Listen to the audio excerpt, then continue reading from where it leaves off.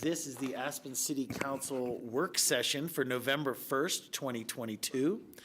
On tonight's agenda, we have two items. We have a parking permit policy review, and we have a Galena and Cooper Living Lab work session. We're going to get right into business. So maybe Trish, you want to introduce the item? Yes. Thanks. Thank you, Mr. Mayor, City Council. We're going to start this work session off with the special parking permits. With me here today, we have Debbie Zell, our parking programs manager. We have PJ Murray, who helped us a lot on the data collection on this part of it. We have Pete Rice, who is actually not here. He's in Panama. Nice. He sent me a picture of the beach and a palm tree that he's sitting under. He wishes he could be here, though. Yeah. I don't believe that. That feels like a lie. Yeah, good, good. And No. myself, Trish Aragon, city engineer, which includes engineering, parking, and transportation. Here is an overview of the presentation today. As part of the presentation, we're going to be reviewing two specific parking permits, the lodge or the business parking permit, and then the lodge parking permit. We'll ask, after reviewing these permits, we'll ask council a policy question regarding whether or not these permits should continue to be subsidized. If council gets direction to change the fees associated with this permit, staff will come back at council at a later date with revisions to the parking permit ordinance. The ordinance language included in the package is the original ordinance language and not proposed language.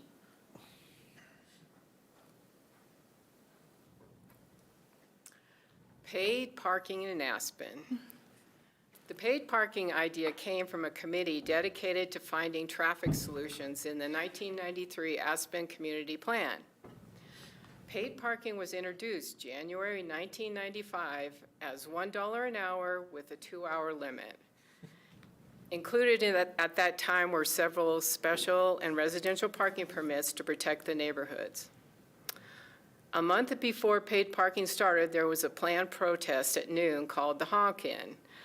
Cars drove around the city hall honking and ironically caused more congestion. I was watching. And completely jammed the streets. This lasted for about 20 minutes, and I think there was an award given out for the loudest honker. By the city. That's funny. So 4 months later, parking was voted on, and along the way, many changes have happened. Highway 82 got wider. We changed many parking regulations, but it's still in place 27 years later. And I just want to say, on a personal note, I was new to Aspen, and I started working for the parking department November 1st, 1995. Hey, it's for anniversary. Yeah. Welcome.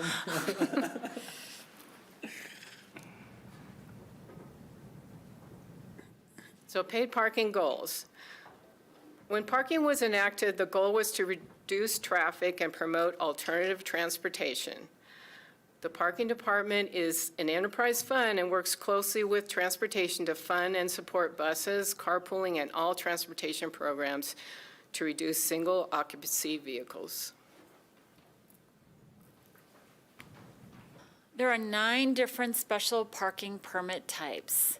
During this presentation, we're going to be focusing on the business parking permits and the lodge parking permits. There's a full description of each of these permits in your packet in Appendix A, page 7 of all 9 permits. The first permit we'll review is our business parking permit. This code, as Debbie said, was created 27 years ago when paid parking was enacted in the city. The permit was created to ease the burden of paid parking on businesses that needed to park close to their business for purposes of loading and unloading. After they unloaded, these businesses would be allowed to park in residential areas at a subsidized rate. The current cost of this permit is $125 a year, which equates to less than 50 cents a day. So instead of paying the current rate of $8 a day, there's a 94% subsidy to get this permit down to, less than 50 cents a day. Paid parking is one of the TDM tools the city utilizes to manage congestion down to those 1993/94 levels, traffic levels. This particular permit is utilized by 300 to 400 vehicles per day, or close to 91,000 vehicles per year. At 50 cents a day, it certainly achieves that original goal of easing the burden of paid parking. However, it may not be an effective tool to discourage the use of single occupancy vehicles. Just can I ask a quick question? The 48 cents a day, has that not changed since 95? So the current permit is $125 a year. What it started out It started out actually as $1,000 for a year, but that was just for businesses in the downtown core. Okay. And then it's dropped over Well, time. what happened and was- expanded in use. Yeah. That never and- happens. How did that happen? Yeah. I know it doesn't make sense. Before we move on, what sort of checks and balances are in the program? The terminology that they're not to be used for commuting, perhaps on days when you don't have to load, but you still drive. How do we assure that they really are active business loading on a daily basis of their use? That is a hard thing to enforce. Yeah. Okay, and then that allows you to park for free in the residential zones, once you've paid the price for the permit.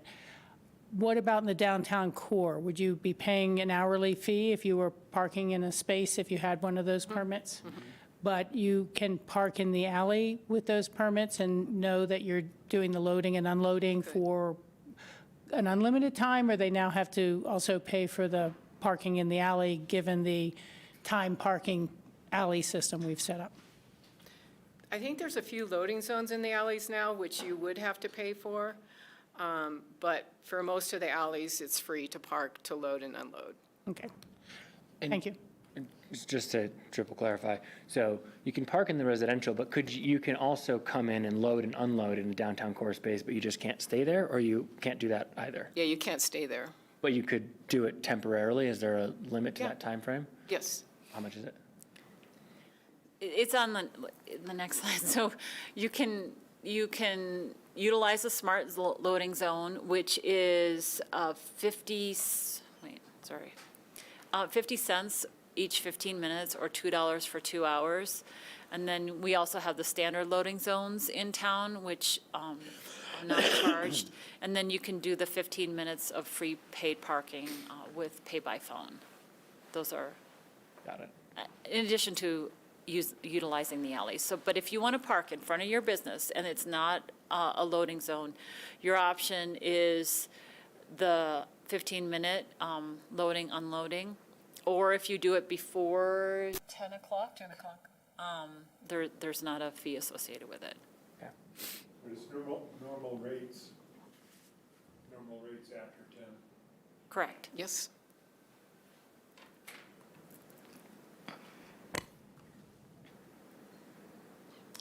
So these are some options that council could consider when considering the rates for business parking.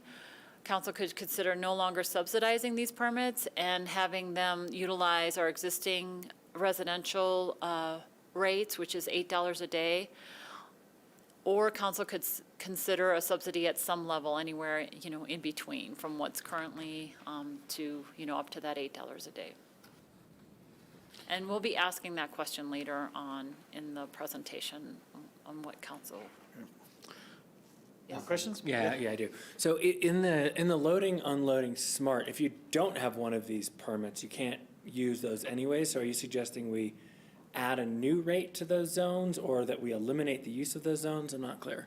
Okay, so for loading and that's partly, when we're like looking at the research, why this was created, the best I could see was, if you wanted to park, there was a fee for that. Right. In the core, and then if you're done with your business and wanted to park in the residential area, there was also a fee for that.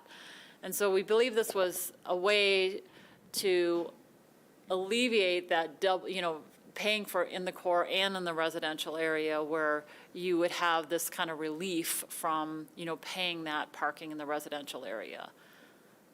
But your question, Well, you said no longer subsidized business parking in the first bullet point is loading, unloading zone. So as I understand it, that zone, they have access at this small rate, but if they didn't have that permit at all, like I can't go use that loading zone. And so are you suggesting eliminating the use of that or increasing the No. price? anybody can use You it. can use the loading zone. I gotta go park somewhere, guys. I'll be right back. I didn't know that. Okay, hold on, we'll get a little bit more clarity around this as we keep going. Did you say how many of these were issued this year? Yeah, so approximately 300 to 400. 300 to 400 per day, which equates to 91,000 per year. Looking at the current The usage. use is 300 to 400 cars, vehicles per day. Yeah.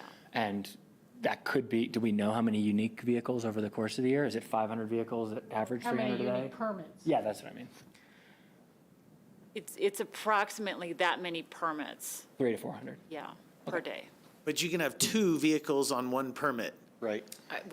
That's factored in. Okay, so Okay. Okay.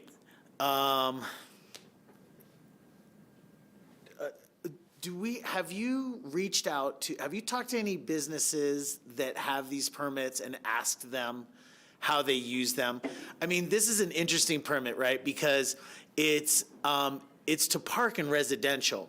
So it may be said, well, this is for loading and unloading. This is to help businesses that are in the core. If they can't park in the core or don't want to pay for parking all day, we don't really want them there all day, et cetera, et cetera. But this basically is a parking permit for somebody who lives anywhere in the valley, that commutes to work, that they might have to drop off something at their job and then go and park in residential for the entirety of their workday.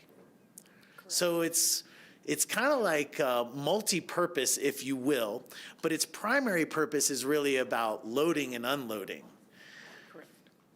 But I think by de facto, this has really become an employee or employer residential parking permit. That's really what this is.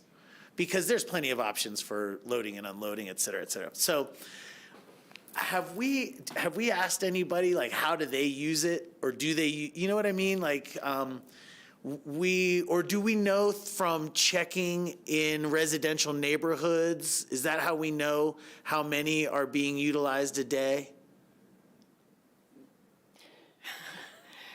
This is possibly used for commuting. Yeah.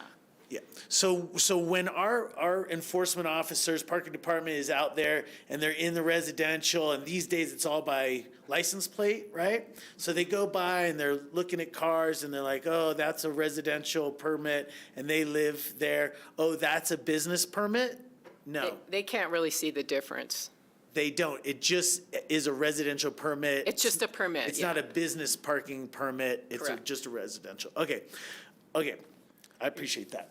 just to like pick up on this, because I'm trying to kind of figure out the use pattern too, so I'm interested, but, both things can be true, right? Someone could be using it as just a commuter permit. Someone could have a business where 1 day a week or 7 days a week, they genuinely need to deliver goods, whatever. They bake down valley, they need to deliver them up, I'm making up the thing, but they deliver them here, but they need the residential permit because if they don't then park residentially, they would then have to drive the car back to Carbondale and take the bus back in, and no one's running the business. No, they could pay to park get an $8 residential. Right, understood, yeah, they could pay, but I'm just saying that it could be that it's genuinely being used for that, and then they're taking advantage, they don't have to go back. Yeah, correct. Yeah, but it's cheaper. But they don't have to go back. That's the part of your statement that's not accurate. There's a parking garage, There's paid yes. parking in the core, and there's paid parking They in the don't have residential. to. Yeah, Correct. I mean, the real question is whether there should be a $2 a day pass Yeah. for 300 vehicles a day, when the unloading in the core is only going to take 15 minutes or a half hour. And what strikes me is, you watch these programs grow and develop, and you think about where there's gaps. And if you're an HOV car coming in to get an HOV permit, on a daily basis, you have to drive by a kiosk and show that there's 3 people in your car. Then you can get the HOV parking permit, unless that's changed. But, nobody has to drive by a kiosk to say, look, I've got these 12 boxes in the back I have to deliver, so I need that residential parking permit for today. So there's no safeguard, and so the program invites abuse, be the best way to describe it. Ward? Yeah, this is just for businesses in the core. It's for any business. Any business in our enforcement areas. Okay, so any business, and how many permits per business? 2. Actually, one. One, but it can, but the average is it is used by two cars per One, permit. and they can put 2 license plates on the one permit. Can those 2 license plates be used concurrently or just one per day? Just 1 per day. And there is a mechanism for checking that? Yeah, we believe so. We believe so. Yeah. And these permits are now tied to the license plate, like all the other permits recently changed. Yeah. All right. We're starting to figure it out. All right. The lodge parking permit was established to provide relief of paid parking for guests of small lodges. The permit costs $3 per week, which comes out to 60 cents per day. So instead of paying the residential rate of $8 a day, these permits are subsidized at 93%, which brings them down to that 60 cents per day. On average, the city issues close to 6,500 of these weekly permits per year, which equates to over 3,000 daily permits per year, 30,000 permits per year.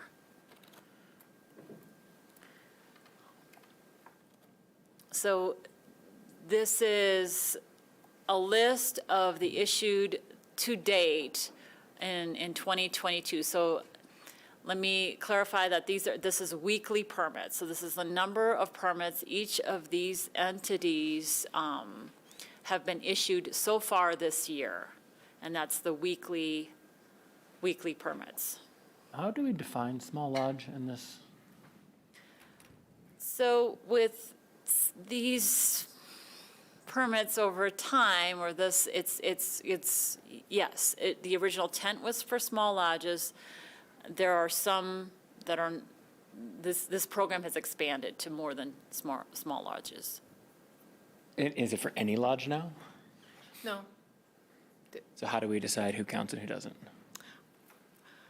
So the Hotel Jerome's never gotten them. The St. Regis, no. I think it started out with the lodges that had garages were not allowed to get them. But the W doesn't get them. I don't know the answer to that either, Skippy, but I think it probably relates to the fact that the small lodges were scattered throughout residential neighborhoods as opposed to condensed in the commercial core, and most were built older before there was parking mitigation or required parking.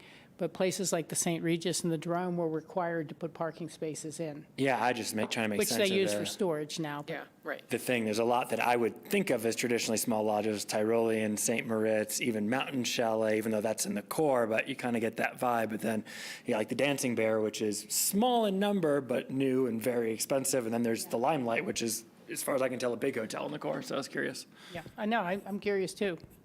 Debbie, could you go back to the previous one that shows the number of permits per the Limelight?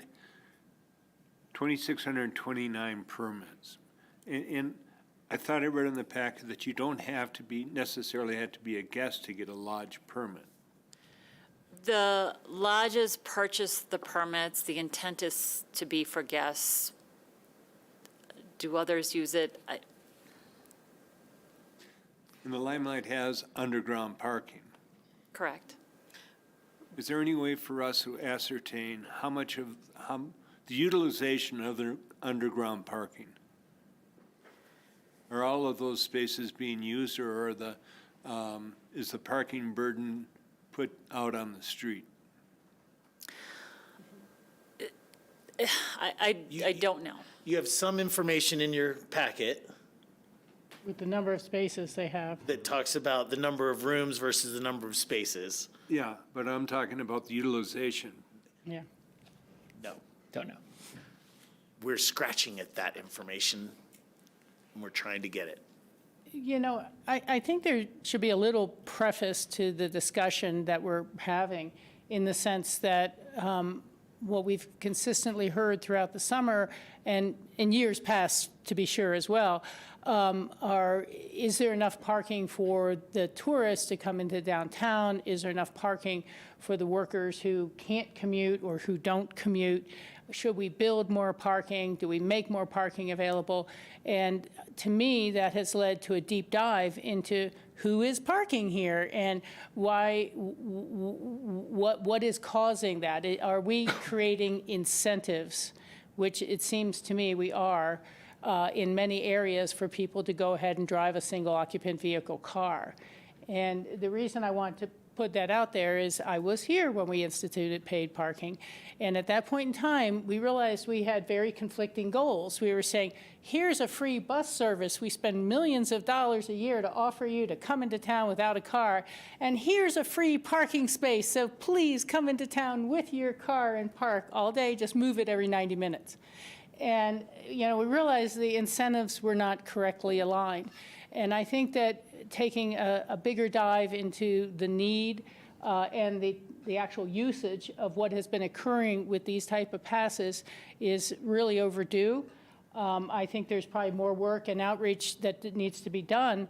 But, you know, I try to think of what is the parking price inflation that has occurred for a visitor to park in the downtown core and have lunch. In the middle of lunch, it's going to be $18 for 3 hours.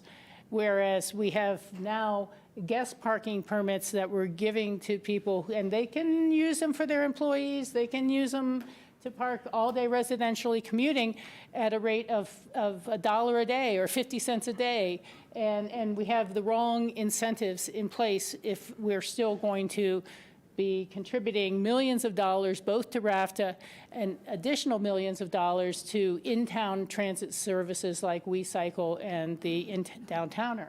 So that's what I see this larger conversation is about. Are our incentives still in the right place? And are the passes being given out for the right reason and being used for the right reason? And at what rate would that be appropriate? Thank you.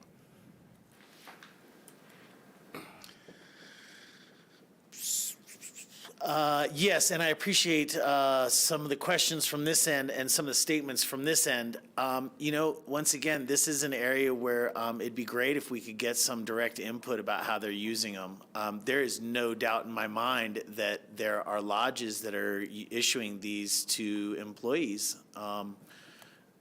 You know, and is that okay or not? Well, I think that that's, you know, both a community conversation as well as council conversation, but it'd be nice to know, you know, how these are being used and how they're being allocated. We hear so much about parking, of course, and it's interesting to know that some of the same people that give us their challenges and their questions and conflicts are the same ones that are using a system like this to kind of their own defeat, if you will. So I think there's great opportunity here for us to just clean up our system no matter what. So I'm glad that we're embarking on it. Let's just keep on going. We're going to kind of go through a lot here. So And these were options that council can consider. I'm hearing some, well, anyhow. The options could be continue no longer subsidize these permits and use the residential parking permit system, or keep some of the subsidy and do something, you know, in between. We did present this to ACRA and CCLC last week. This was some of the feedback we got, including increasing lodge fees could penalize visitors who already spend money to visit Aspen. And to your point, Rachel, clearly define the goals of the changes, if we're meeting parking availability, why are we making these changes? So answering more of that why question.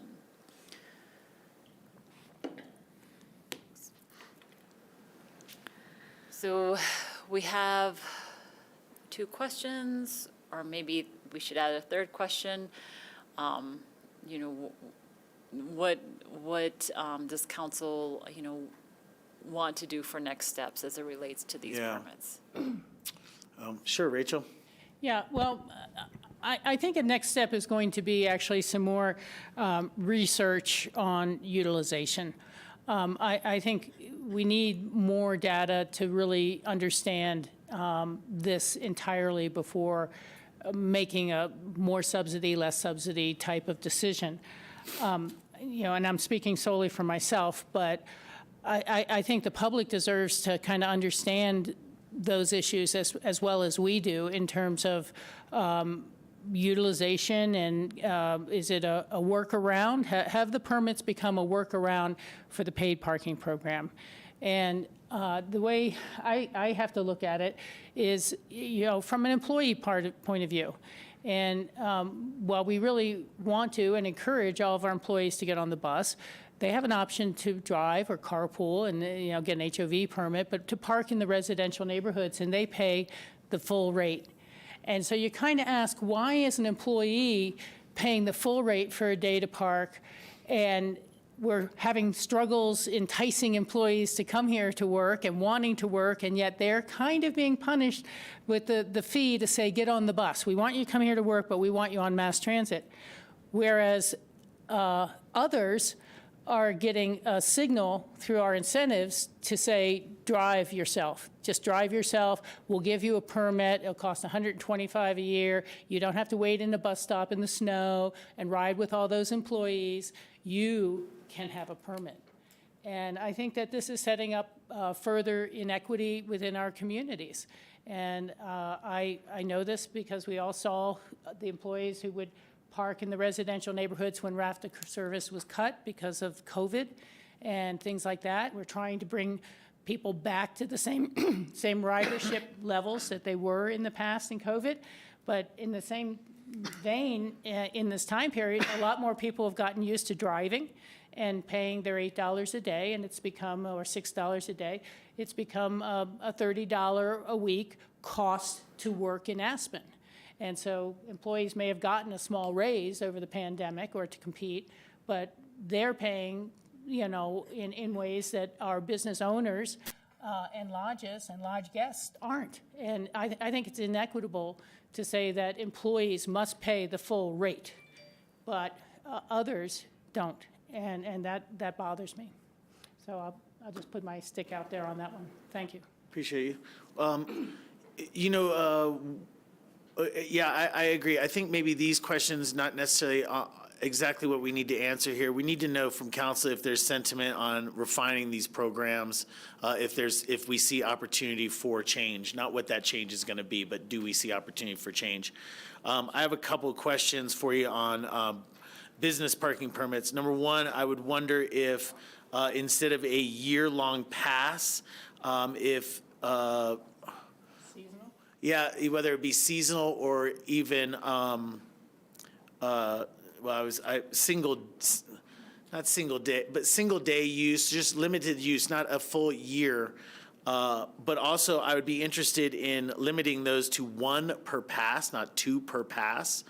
And then the other question I have is, can we perhaps have a separate category for these instead of these just being a residential parking permit? Can we know when it's a business permit? So they look different. Yeah. Well, these days it's all digital. Yeah, it's in the system, So, it should be able to. but when a parking enforcement plugs in a license plate, it'd be nice to know if it's a business permit or if it's a residential permit. And if that's something as easy to do as electronically delineating those, I'd love to start doing that.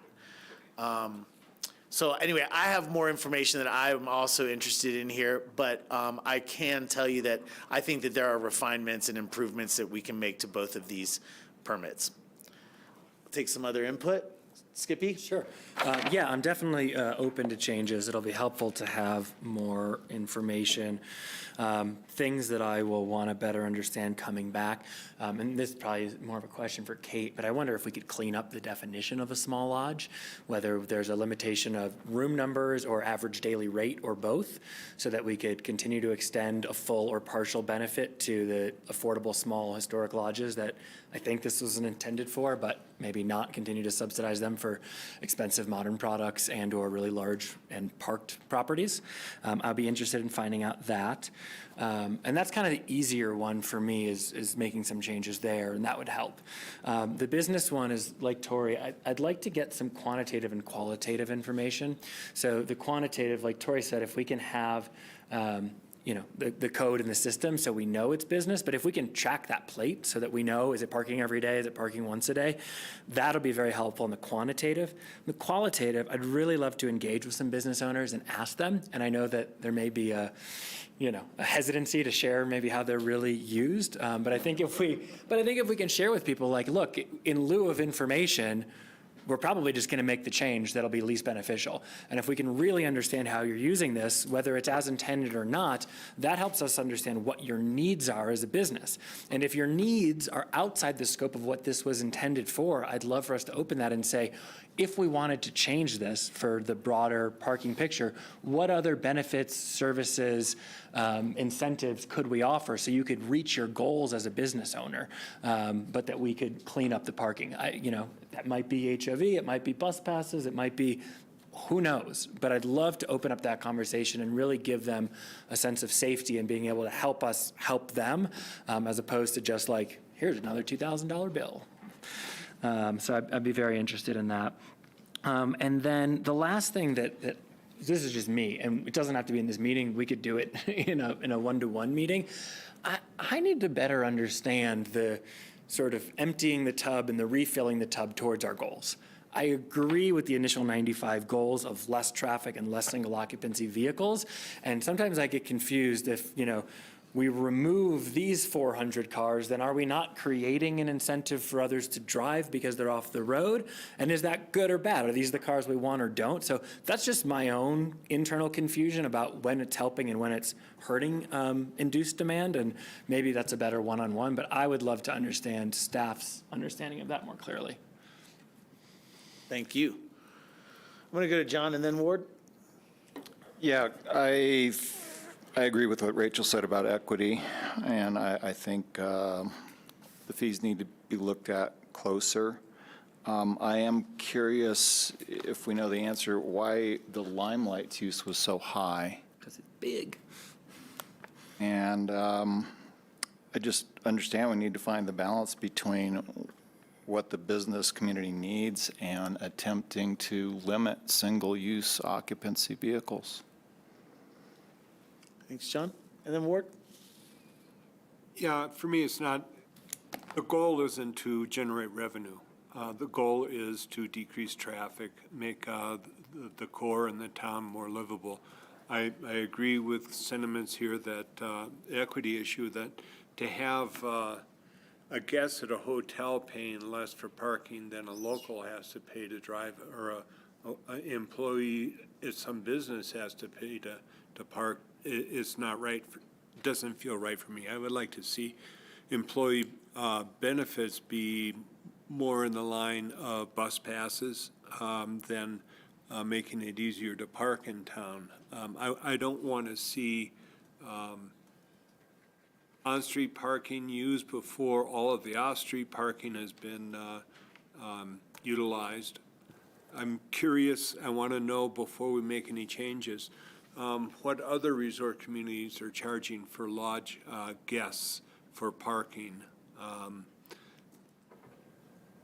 I'd like to figure out how many of those underground and off-street parking are actually used, and I don't think it's right that an owner or a worker at a lodge gets to park for $3 a week, but if somebody else is working some in some other location, that they're not qualifying for that. So it's how the lodge permits are used.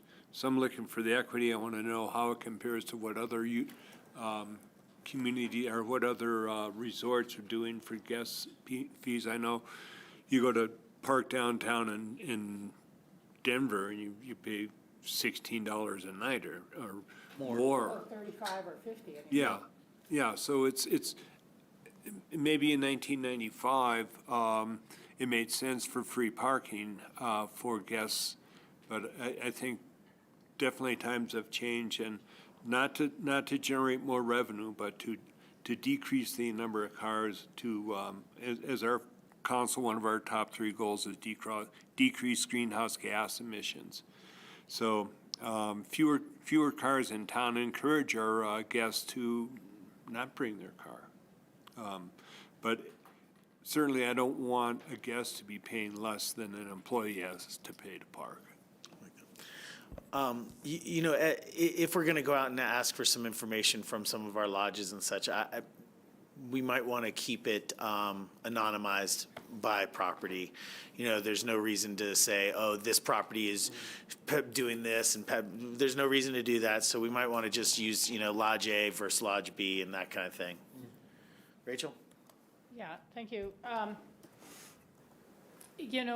As I said, I think we need to utilize more research, and I expect that's something that you guys would have to come back to us and give us a price and some methodology and things like that. So understanding that doesn't just come off the back of an envelope or out of what we already have. And it may well be person hours of people really walking around and evaluating some of this stuff and talking to these people. So I'm absolutely there. I'm absolutely there about wanting to modernize or the term you used was update or change these codes in some level, absolutely. I really like what Ward kind of had mentioned there, but I think that there should be a relationship between the parking passes issued to a lodge and whether the lodges are purchasing RAFTA bus passes for their employees, and how are they promoting mass transit or not. And, that's something that was always a key component of our transit outreach, was to make sure that people were really utilizing a RAFTA pass. And I can't recall if they were discounted or something or not when employers bought them, but we should find a way to really try to up that as much as possible. I will say, you can't stay at a Hampton Inn in Grand Junction without paying a parking fee that's multiple dollars a day. You can't stay at the Courtyard or anywhere out by the airport with this huge parking lot that never fills up without paying a paid parking fee. So I think we are, as you said, times have changed since 1995. I also would like to investigate or think about the possibility of whether actually checking in, similar to an HOV pass, would be required or should be required for those claiming that it's a delivery vehicle and it has to, I have to have it to be able to either bring things to my store or take things from my store for delivery. I just think we need to have some ground truthing on those activities, and again, so that everyone else feels we're all playing by the same rules and we're all part of the same game. And that game has been to try to reduce traffic congestion within our town, and ever more so to keep parking spaces available for our residents and guests when they're wanting to do business in the core. So those would be my points on this. And I think it's really just a matter of making sure that the incentives and disincentives are lined up properly.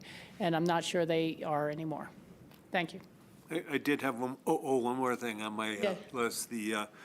Curious why the special needs is a subset of the lodge permit. Special needs. No, it's not there. Yeah. It was in the memo. What Ward's referring to is in the code language. There's, the last paragraph states, lodge guest permits may also be issued to individuals with unusual or special needs. Yeah, I'm not sure what that means. I did review the minutes from that 1995 ordinance, and there was no mention of the need part. Yeah, it's in the code language, so if we have if the lodges are giving out special needs permits, I'd like to have some definition on that. My While we're in assumption the is to their code- guests. The assumption is to their guests, but we'll find out more. And while we're in the code, the current language doesn't specify small lodge, it just says lodges. So it must have gotten changed somewhere along the way. I know, but from reading the minutes of that original ordinance adoption, it was very clear that it was for small lodges at the time. One more thing. But when we do engage, whether it's lodges or businesses, I'd love to just know if they are aware of the HOV and bus programs, if they're using them, and if they're not, why not? Yeah.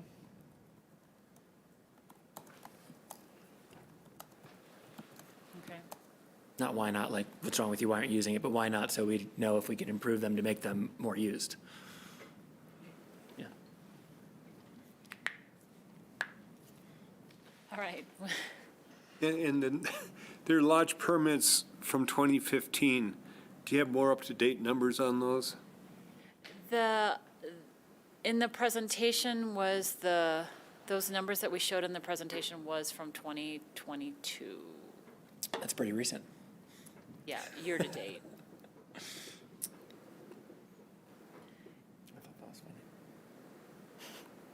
We're having, I lost Wi-Fi.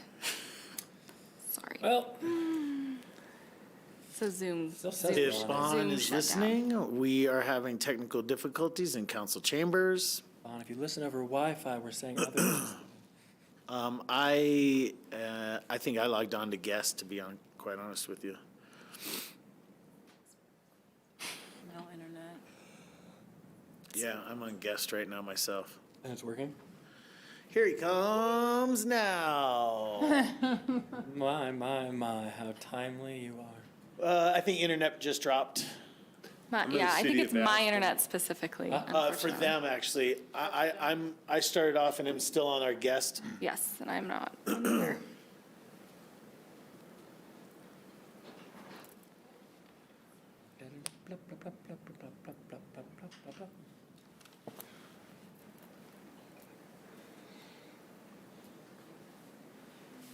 I just connect you to this. I tried that too. Don't start that. Oh, gosh. No yawning allowed. Thank you. It's a no yawn zone. My bad.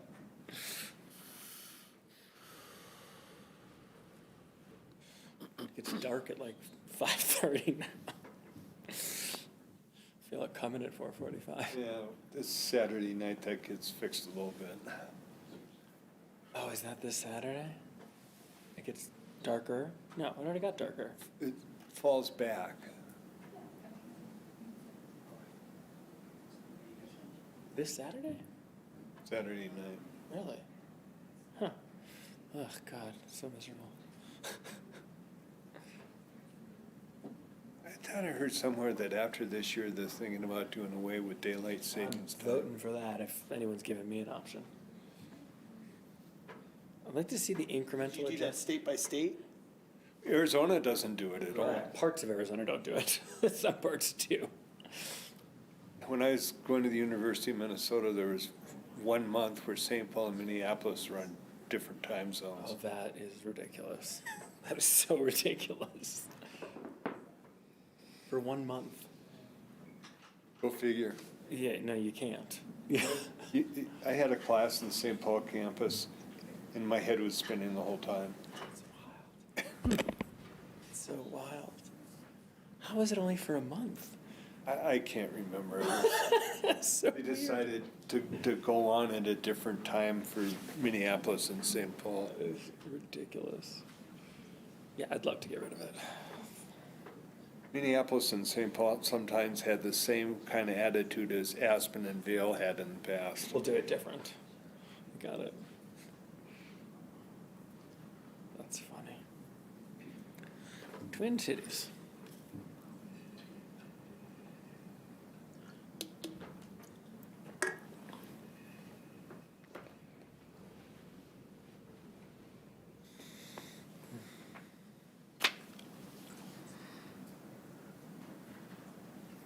How are the interns still on TikTok if we don't have internet? Just kidding.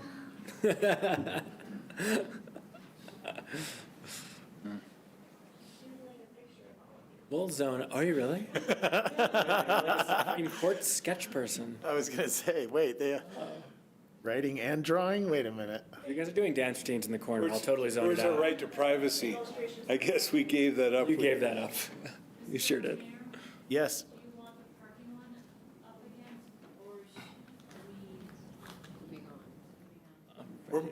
We've requested some more information. You have confirmation from this table that there are improvements and changes that can be made, but we're looking for more information. So I think we can move to our next topic. Can I make a brief comment, but you don't have to pull anything back up? The other thing I'd like to see is how the integration of this program works with our parking garage rates, particularly the business pass at $150 and the monthly pass for $250. Because I understand those passes allow you to come in and out of the garage, which would be working for delivery type of reasons. Whereas if you buy a 10-visit punch pass, it's one time in, one time out. So I want to see how these passes integrate or compare to that benefit and that flexibility and availability of those types of passes. Thank you. Rachel, are those passes, is that, how long of a period does that cost for? I think, I'm not sure. I just pulled it up Cool. to take a look at it. Great. I'd like to know that too. The fun Now the stuff. fun stuff. The one monthly pass is Do you know what 200. address you From sent your email from? Business pass is 150. Yeah. Did I join Pete for this one? That would be $30, 30 days, $15 a day. And no wonder everyone's trying to use Yeah, of course. residentials for Yeah, $10 yeah. a Yeah, day. of course. Here we go. Yeah. Why is it not here? Oh, I got it. Came through somebody else. Okay.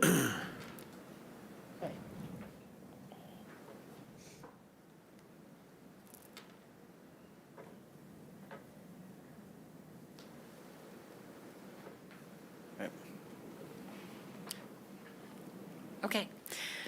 Next is the Galena Cooper Living Lab. I wanted to take the time to introduce the team. PJ Murray, who is the project manager for the Galena Cooper Living Lab. Pete Rice, who does wish he was here. Under a palm tree. Got it. Coconut in hand. Cool. Myself, city engineer, again, that includes engineering, parking, and transportation. And then Kathleen Vonatovich. Nailed it. Okay. Sort of. Okay. Better than I could have done. Yes. Just go by, everybody knows me by Kathleen. Okay. The Galena Cooper Living Lab was a test to try out measures to improve safety in the Galena Cooper corridor. It was a way to try these safety concepts in a way without installing those permanent improvements. The project exemplifies the city's value of innovation and pursuing creative outcomes. It's processes like this that we're able to develop a community-driven design prior to the installation of any permanent infrastructure. Not only was there opportunity for the community to provide feedback, but it also gave us an opportunity to collect this real-time data on how the lab was working.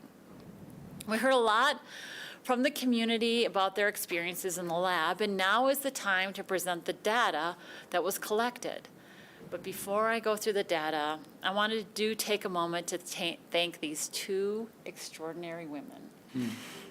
This lab generated valuable community feedback. However, it also generated some really rough comments and reactions. And these rough comments were directly aimed at PJ and Kathleen. These reactions could be, very personal at times and extremely aggressive. And through it all, both Kathleen and PJ served not only this project, but this organization with a spirit of excellence, humility, integrity, and respect. So I want to personally thank, I know, she's so surprised. I want to personally thank you too for your service to this community on this, and I'm very grateful. Our appreciation as well. Yeah, thank you for that. You know, as we always try to remind the public, if they've got issues with us, that they need to bring them to us, and that it's not appropriate for sharing it with staff members, and we continually request that and still do so. But on the note that Trish was saying, thank you very much, and I know that there were some hard days, but thank you. So Trish mentioned the data that was collected. This slide shows a list of several data points that we were watching all summer. We'll go through a handful of them tonight. And then we'll also go through the outreach and engagement themes that Kathleen will present for us, and we will wrap up with lessons learned from the summer. This first graph represents the summary of our in-field observations. These were daily observations at each intersection of the lab area. The observation in the lab area was taken over a 2-hour period each day, broken up into 30-minute segments at each intersection each of those days. During that time, there was many observations recorded, including motorists versus ped interactions, bikes versus peds, bikes' behavior. For example, did they yield properly or not yield properly? Did they use the contour lane correctly? So this graph is a culmination of a lot of that data collected. The y-axis represents the number of incidents, negative interactions between motorists and pedestrians, and the x-axis represents the lab duration. In total, we saw a 70% reduction in negative interactions between motorists and pedestrians. Now, I do want to note that the motorist versus pedestrian interaction can result in serious and fatal injuries. Although a negative interaction doesn't necessarily result in a serious or fatal injury, it's definitely an indicator of the potential of these fatal and serious injuries. We're showing this graph because the data collected on the bike and ped interactions showed that they weren't the generator of negative interactions, whereas it was mostly coming from vehicles versus peds. The data also showed that you need some time before you actually experience the effects of a lab. So when we initially put these labs in, it takes some time for the community to get used to it and for behaviors to start to change. So it became safer the longer it was in. This also shows that when you make our streets safe and easy, you're going to have a direct impact on negative interactions. Yeah, that's. I'll wait to get a few more slides and come back. The previous graph showed that 70% decrease in negative interactions, and this graph shows actual accidents that occurred in the lab during July through September historically, as well as what happened this year. We had close to a 50% reduction in actual accidents during the lab time this year, and we had no serious or fatal injuries as opposed to the historical data. This is direct evidence that when you make our streets safe and easy and intuitive, that you can reduce accidents. The next is the the bike usage in the contour bike lane. Now, I know the contour bike lane received. Can I just ask one question on the last Yeah. slide, which is just how do we, when we get to the count of 3, is it a police report is filed? Okay. Correct. So, okay, I know the bike lane received a lot of negative feedback in the community. Regardless, our data shows that the bikes did use it. And it was used quite a bit, around 150 cyclists per day. As comparison, the Hallam Ped Bikeway sees about 250 bikes per day. So and that's counting both ways. So this is only counting one direction. So this is close to what you'd see on the Hallam Ped Bikeway. And then, in August, we saw that max use of up to 300 bikes on that day. So the contra lane may not be something that the community wants to see. However, the data is showing that there is a need for bike infrastructure in this area. See the Tuesday cruise days? It's really funny. One of our goals in the lab was to maintain this 85% parking occupancy. That means that 15% of the parking spaces were available at all times. The y-axis of this graph shows the occupancy, and the solid black line is that 85% occupancy goal. The graph shows data from 2019, 2021, and 2022, and the blue line on the graph is 2022. As you can see, our highest occupancy was around that 80% range. As comparison, in 2019, we exceeded the occupancy goal 44 days. In 2021, we exceeded it 19 days, but we never exceeded it this year. So essentially, if you needed a parking space in the core, you were able to find it this summer. Now, if you wanted that parking space in front of that particular business you were visiting, maybe not. You had to walk at least a block to go to that business from your parking spot. This is interesting, but I was wondering why it's in here with this data. What are you hoping that we interpret from this? Well, Because this is a goal for parking availability. Well, I'm asking you guys. I So- appreciate that, but I just want to know what their thinking is on this. What is that? okay, can you ask the question again? Yeah, it's interesting data, but what are you hoping that we interpret about the lab versus this data? So there was a concern with the lab that because we reallocated parking areas, that would affect parking availability. And people were very concerned about reduced parking. And, this data shows that parking was not an issue this year. Now, did the lab have something to do with it? Possibly. Did fuel prices have something to do with it? Possibly. Did the use of the other programs we have, like the micro-mobility programs, like the Downtowner, things like that, did that influence that? Or did parking? That So makes there's- great sense. I there's just a want to make lot- sure we're not, explicitly or unintentionally making the claim that this lab reduced parking issues, that we're simply saying it wasn't the poison pill that people said it may Yeah. be. Fair enough. But also Fair enough. combined with the lab were parking initiatives to help get rid of try to limit the number of Yeah. construction vehicles in the core, to increase the fines. There were other parking program aspects outside of the A lot lab of that. other independent variables, but okay, that makes sense. Thank you. So speaking about micromobility or microtransit, part of the Living Lab, we explored enhancements to 2 microtransit programs, the first one being WeCycle. And the WeCycle station that used to be outside the Armory was relocated outside of Ute Mountaineer on Galena. And that was possible because of the Living Lab's configuration of the streetscape. It provided space for this station to be located there, as well as the solar charging capabilities. WeCycle has received feedback from their riders for several years now that they would prefer a station closer to the mall. And so it was a great partnership to work with them to get that station closer to the mall.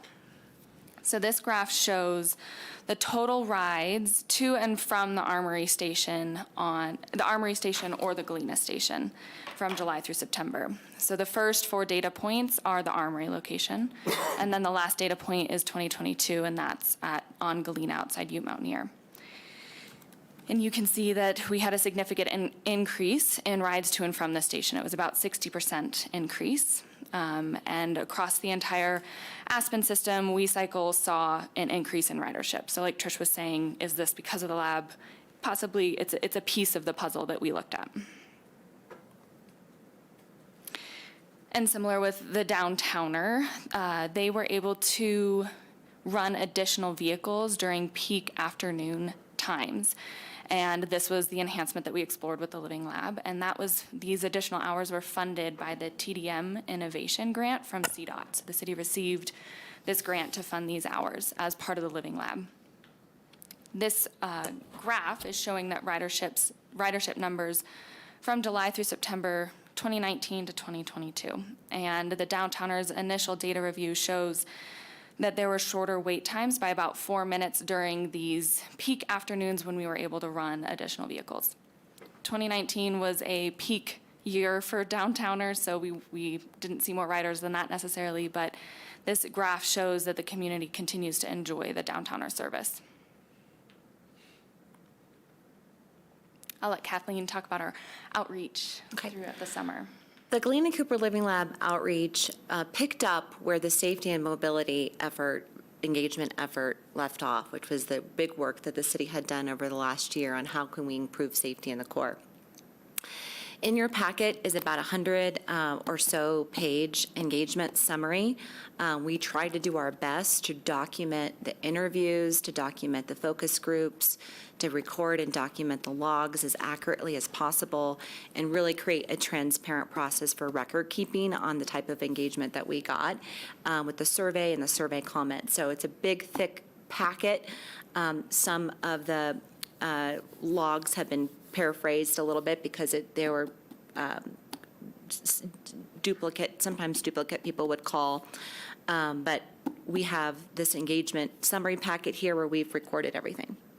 So I've been thinking about how best to describe this engagement process for about a month now. And I think it would do it a disservice to create a soundbite.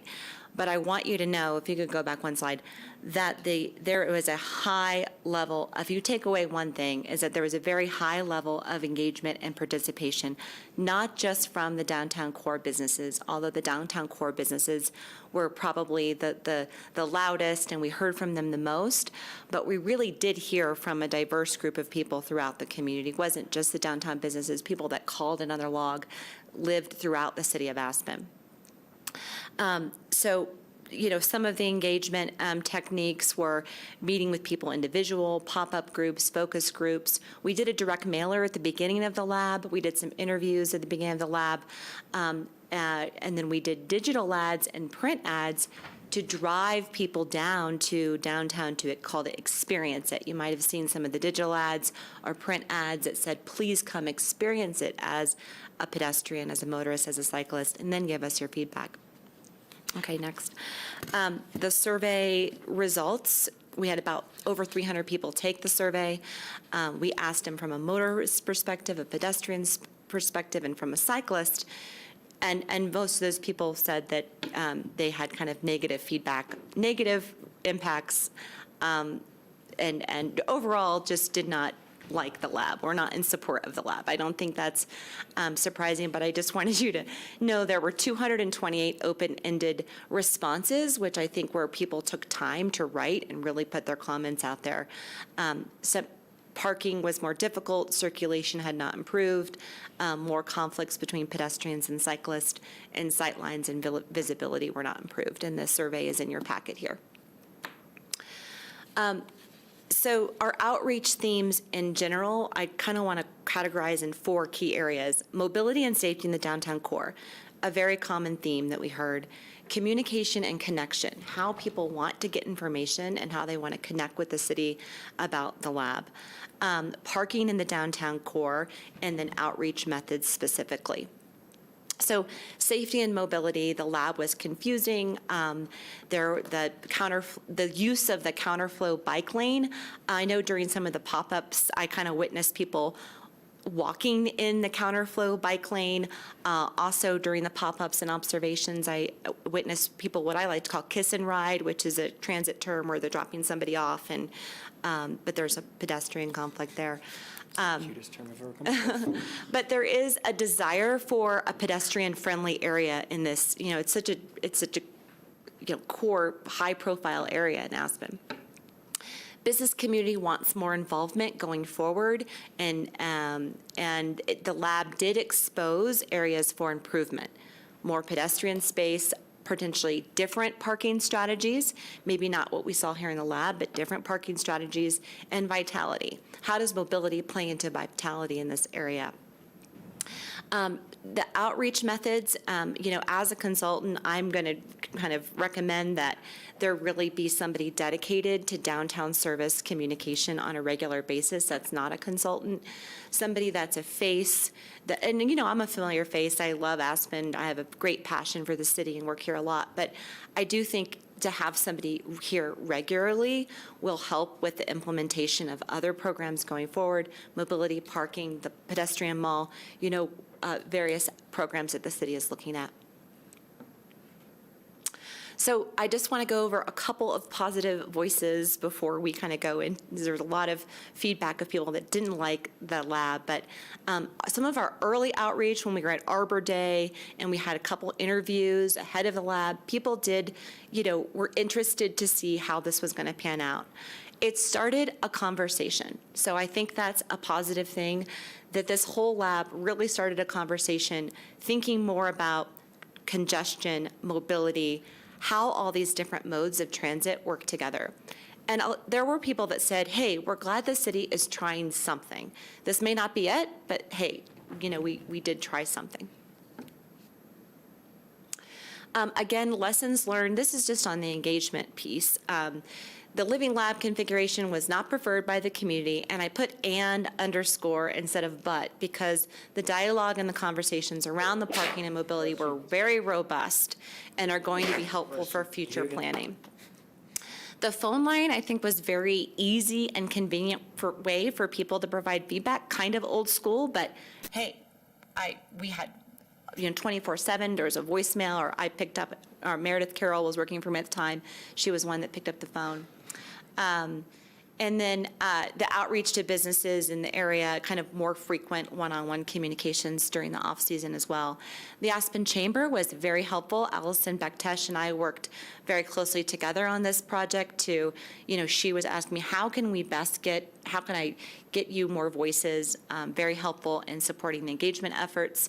And safety education is needed. What we heard a lot from folks is, hey, I don't think people are following the rules that exist, just basic pedestrian rules, and people are in Aspen and they're visiting, and but just kind of walking at the intersections and the cycling etiquette, getting off your bike as you're walking through the mall, kind of maybe some safety education is needed with your Street Smart program.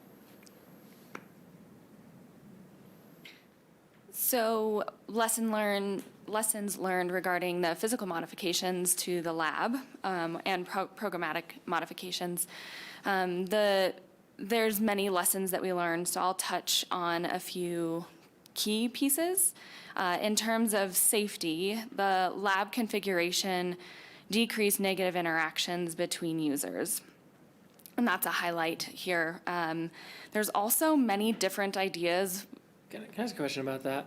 So we had the first two slides, and the first one shows this precipitously declining negative interaction, but it's just since it happened. And then the next, since we put in the lab, it's not year over year. So all that tells me is it got better since we put it in. And I mean, it's like if you have like a massive war and then there's like a trail off of deaths, doesn't mean it went well. So I just wonder, do we have that year over year? Because we have the accident data year over year, but that's a very small number. And so I'd love to see the interaction data over years, because that's what would actually tell me anything. The interaction data that we have year over year would be from Spring and Cooper intersections. So we have pre-data with a lab observations, and then and then that was installed. So it's not apples to apples. We do not have this corridor in the same sense of comparing last year to this year. Okay. I mean, Yeah. I think, you can certainly interpret the accident data if it follows that X percentage is fairly consistent of interactions to accidents, that you could say that. But I would say in lieu of that data, it's kind of hard to make that top claim.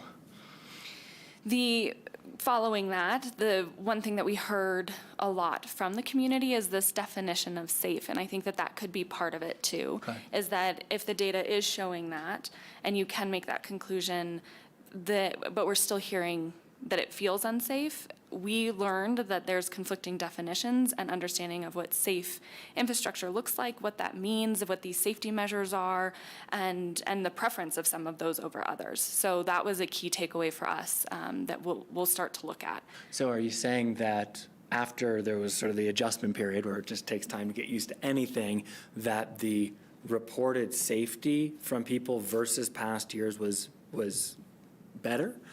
It was decreased? Because I thought I read 75, 69, and 57% said it was worse. That's the perception piece, and Trish will talk a little bit more about it, but that was a key takeaway for us and a lesson learned, is that there may be an infrastructure best practice for safety, but that may not feel the safest for our community. Does that make sense? Yeah, so you're Okay. saying based on the accident data, we can say that Yes. there was less severe Correct. negative impact. We don't know about the non-reported, but that does not comport with the felt experience. Correct. Okay. Exactly. At our intersections, we need to reconfigure our intersections to be safe, easy, and intuitive, and we did hear support from community members that the curb extensions are helpful to create that safe and easy interaction with better sightlines. And for cyclists, we saw that cyclists yield more frequently when dedicated bike infrastructure is provided for them. So where they had a bike lane, they were more likely to yield at a stop sign or actually stop at the stop sign. That I believe. And then related to parking, Kathleen mentioned the citation increase. We saw, looking at that data, the citations were not increased enough to influence compliant behavior with our 4-hour maximum parking limit in the core. So we still saw non-compliance there. So to summarize, the data showed that the lab was safer, including safer for our most vulnerable users, and bikes did use that contra lane. And so when we reconfigure our intersections to be that safe, easy, and intuitive, it does result in safer interactions. Now, even though the data shows it was safe, the community perceived it was not safe.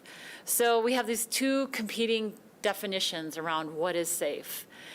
Does safe mean a reduction in all collisions, that we're not going to accept any collisions whatsoever?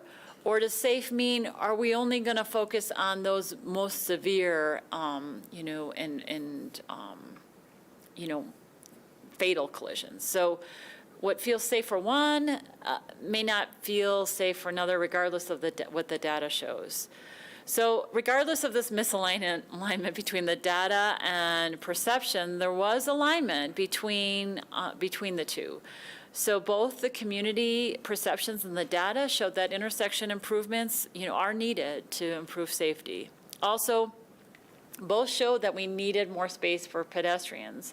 When the counterflow bike wasn't used by bikes, people certainly preferred to jump out and walk in this space because it was more comfortable, and so anyhow. Yeah, pedestrians are in the space when there were bicyclists too. Yes. I did it both ways, my bad. Okay. Yeah, absolutely. So on the next slide, we are going to be asking council direction on the Hyman and Galena intersection, but before we ask for that feedback, I wanted to go over some options for us to improve this intersection to make it safer. So looking at the actual accident and data at this intersection, in the last 5 years, as a direct result of that left turning movement, that's when you're going southbound on Galena and turning to go eastbound on Hyman, so that left turn from Galena to Hyman, we saw 6 accidents in the last 5 years, and half of those resulted in serious injuries, including a death. Whereas the other turning movement from Hyman to Galena, so you're heading westbound on Galena and then turning on Hyman or on Galena, we did see one accident over the 5 years, and that was also a serious accident. So this left turning movement in this intersection, it's not so great. Especially the Galena to Hyman movement. So Council did direct staff to install a stop sign at Galena, and we're in the process of making that installation. Option 1 reconfigures the street, so right now it is a one-way going westbound. Option 1 includes that reconfiguration to make it a two-way, leave the stop sign in. So basically, that minimizes the potential for severe injury at this intersection from that left-turning movement. That is the more serious left-turning movement that we're experiencing at this intersection. Option 2, so if we keep that a one-way, that's going to eliminate that movement altogether and eliminate that left turn. So those are some options to consider when I'm looking at this intersection. Was there, if we're going to go back to a two-way, has there been any consideration of Galena north of the intersection also being a two-way? Just having heard comments about we're basically pathing everybody towards this busy pedestrian corner by making them turn left. Did we consider that or no? So you're saying by making this a one-way, it's feeding more traffic into that intersection I've further up? heard that perspective from a number of people. I don't know if that's true or not from a traffic dynamic standpoint, but that is a concern that I've heard from a number of people. In that particular intersection, we're not seeing the severity of accidents or number of accidents like we are at this intersection, even with the increased volume in traffic.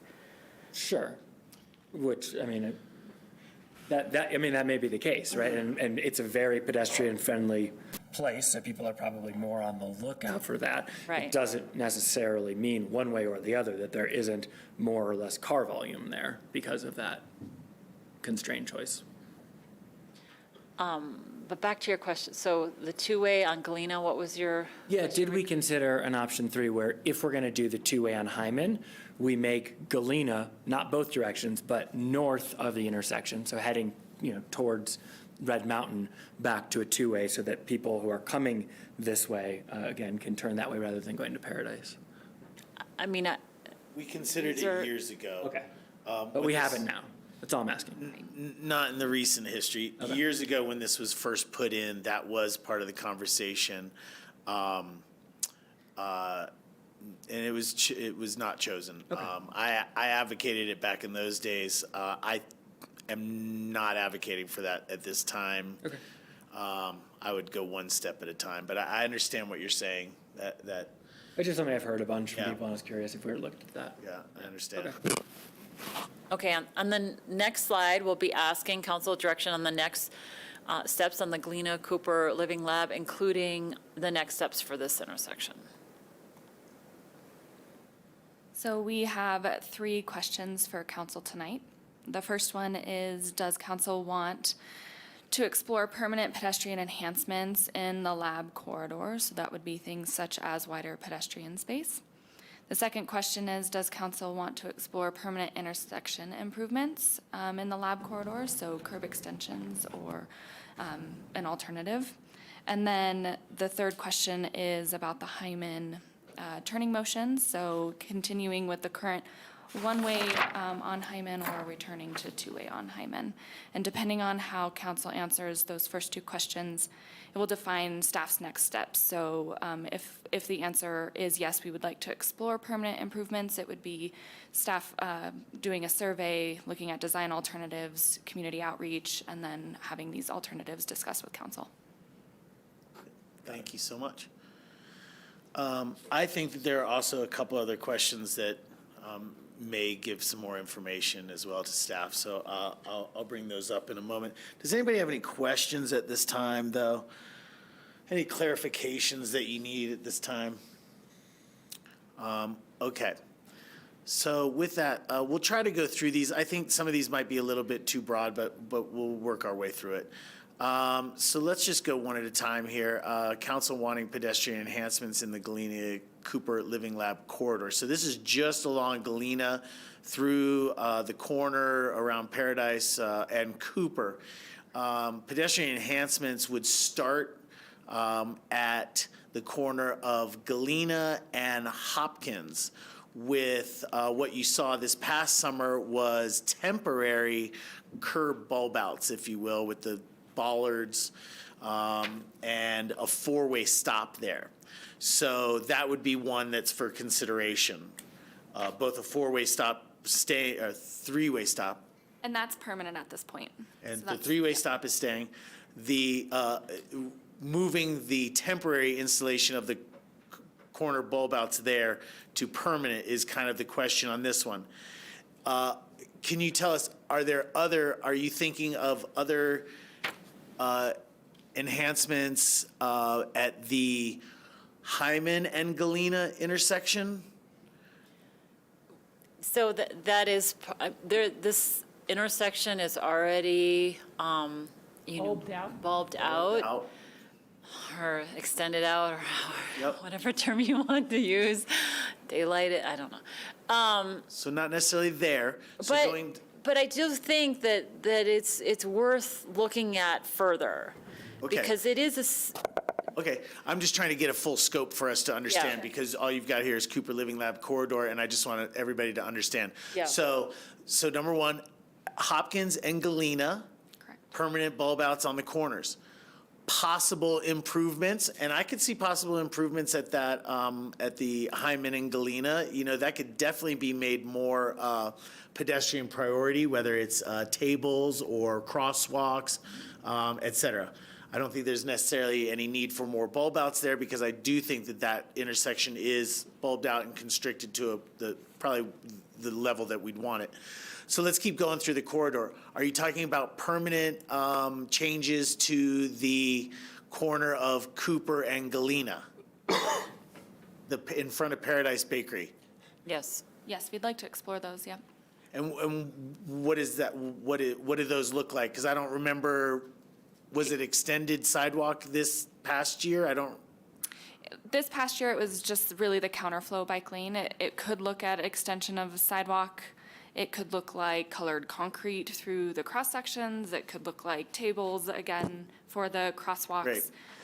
And then So be looking at those and then alternatives. as we move through on Cooper, To Hunter.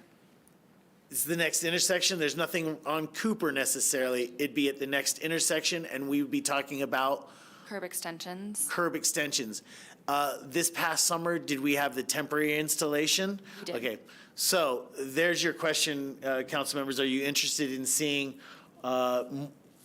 more improvements? And those are in the form of, there's two intersections that could have the bulb outs made permanent, and then there's pedestrian enhancements that could be done in the corridor. Are you interested? Yeah, yeah. Ward, Say more interested? about that. Yes. And like they said, they're gonna explore it, they're gonna look at alternatives, and they will come back to council. Interested? Interested? Yes. Question number, is that enough for that one? Okay. I'm on that, number one, I'm interested in widening the sidewalk, particularly on Galena between Hopkins and Cooper. Yeah. Okay, all right.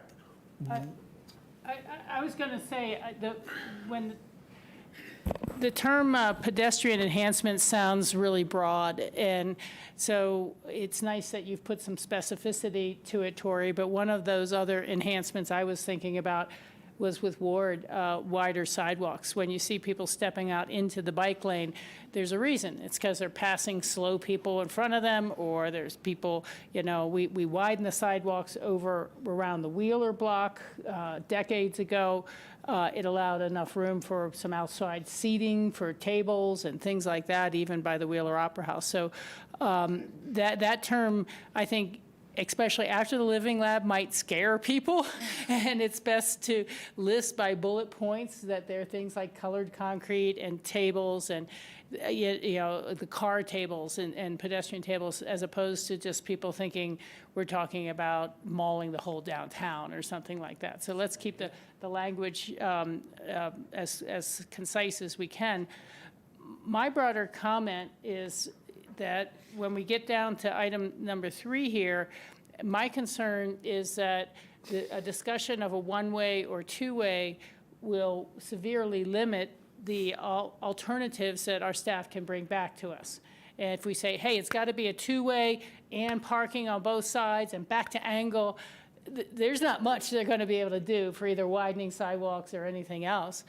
But if it's, so I just, that's what I'm trying to say is I think there's different dynamics of the amount of traffic, the amount of parking available, the attraction to come for the parking, where the bikes go, everything like that are related to whether it's two-way traffic or one-way traffic, in my mind, because there's only so much bandwidth, there's only so much roadway, there's only so much space there. And so determining how that space should be used in the future, to me, drives what type of real improvements or enhancements we can make in the future. Rachel, you're just talking about the potential of re-two-waying Hyman? Both Hyman and the Galena to Cooper corridor. You know, that's why I don't know if we're just talking bulb outs or we're talking, Are we? I don't think, we're not talking about going back to two-way along this corridor. okay. Yeah. The only question about two-way is the current one-way that is on Hyman Avenue between Hunter and Galena. Okay, well, thank you for clarifying We're that. not talking about going back to two-way through the entire corridor. But it's a good concern. Can you guys clarify for me, if we do a two-way on that, just the Hyman block, what pedestrian improvements might that preclude? Hold on, guys. You're getting ahead. Let's go, we'll get there. We're getting there. Important for me to answer these questions. We'll get there, and then we can come back. Okay. Take me there. They are going to study this. They are asking for the opportunity to look at this. We can include that in the conversation. But they're also asking question 3, which is going to be influenced by this We question. don't have to answer it in a directive way that limits their opportunities at looking at alternatives. That, we don't have to do that. It does not preclude anything. So, yes, to question number 1, the answer is yes. Along with that, and you've heard it from 2 council members, is the possibility of sidewalks. Now, I think that is ahead of the discussion. I don't think widening the sidewalks is the conversation we should be having in terms of what we're going to do for next year and for things that don't preclude any other items. If we're going to start talking about widening the sidewalks along this corridor, that opens up a whole nother plan about what we can or will be doing in the future. So I appreciate the suggestion. I think we all saw that there was pedestrian desire for this area. I think we all saw that wider sidewalks would maybe enhance the experience down there. I just don't think we're there yet in implementation, number 1, for sure, and number 2, just in this process. You know, so Okay. I think we're getting there, but I think we should just slow down a little bit. But are you saying that you don't want staff to look at that stuff now? Ward? Yeah, the question asked, do you want permanent pedestrian enhancements? And I do. And that's, I don't know what the phasing is on it. I understand that widening sidewalks is really expensive. But if I'm looking at permanent pedestrian enhancement in that area, that's what I'm looking for. Yeah, and maybe it's phased over time. I think Yeah, it doesn't mean people it are has to just happen trying to tomorrow. say, we don't want to say yes to something here that would preclude people from widening the sidewalks in 5 years. And so that's where we're at, and that maybe it's listed as a long-term or a footnote as a desired action, but our sidewalks are not particularly pedestrian-friendly now. People, you know, people step into the road because they're not very friendly. You see it all the time. Skippy? Yeah, I mean, I feel like in the totality of this experience, and despite all the friction in that, the one thing that's really come through in the data, the feedback, and the experience is people liked the pedestrian stuff. They liked it where we gave it to them. They liked it where we didn't give it to them. They took over the bike lane, So that to me seems like the one positive that we should explore. Whether it takes 1 year or 10 years or whatever is sort of irrelevant. But I do want to see, I want to see what would real pedestrian priority look like. We don't have to choose that, but I'd be curious to see.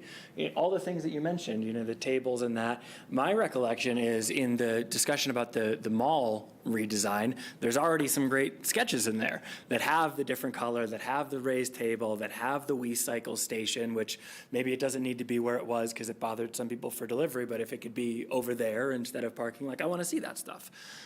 So I am interested in all that. I am interested in the permanent intersection improvements, but I do want to understand for number 3, because I would tend to go with the two-way on number 3, but if I know now that that means X, Y, and Z pedestrian improvements can never happen, then that may change my mind and you don't need to go explore it for me. So that's why I was asking that question. I fully understand that, and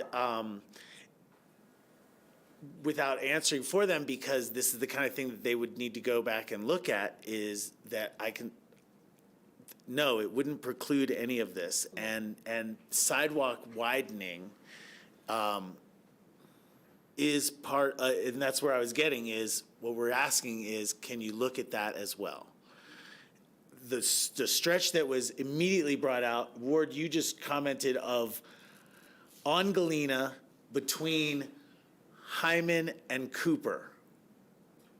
But that's just one section. So anyway, as you can hear from the discussion, there is a recognition by council members that one of the benefits of this lab was the pedestrian benefit, whether that's them walking in the bike lane because they were like, hey, I got more space out here, or if it's the existing condition where the sidewalks are not that wide.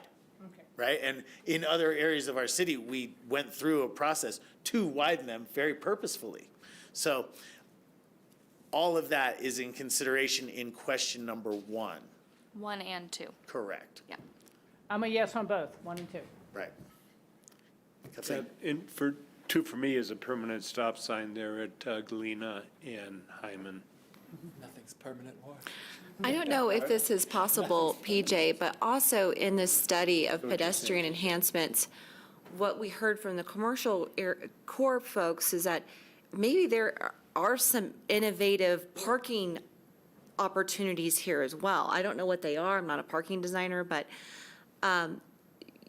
in this study of pedestrian, there could be a parking layout that's more efficient for this area as well. It's a good engagement opportunity, too. I mean, I think most business owners recognize that the more sort of strolling and sitting near their businesses, the more people go in. So it may be of direct benefit to their business to have more tables, but it may mean we have to give up some spaces. If we do, what would or wouldn't work for them, And they may have a response that we don't prefer that, but I think it's a good point for engagement. And I do think people were like, hey, let's look at this again. Yeah. And then we get down to question number 3. The first question was, would two-weighing it preclude the other improvements along this corridor? And you can only kind of take a guess until you really look at it, but. Yeah, my answer would be, it depends. It depends on if there's parking reconfiguration or not, done in conjunction with that, so it depends. But for the exercise going forward, they will be looking at what that would be and give us those alternatives, similar to like how they did last time. I would be interested to know, and not if this is a significant time or dollar expense, but, when we had the left turn going that way, it's amazing how 3 streets are the most complicated thing for me to keep my head wrapped around. But, how often was it used? And I only ask that because I see the primary benefit of having a left turn versus the safety concerns we have, which may or may not be ameliorated by additional pedestrian bulbing or whatever. But it's just less cars are going straight towards Paradise where all the people are. But if no one was even making that left turn, then, that's kind of irrelevant. Some people, at least 6 were. Well,